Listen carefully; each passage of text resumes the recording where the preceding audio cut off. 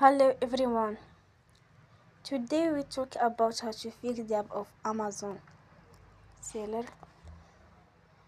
Here we go to settings.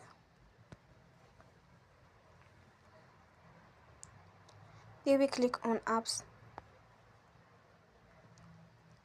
After that you will search the app Amazon seller and you will click.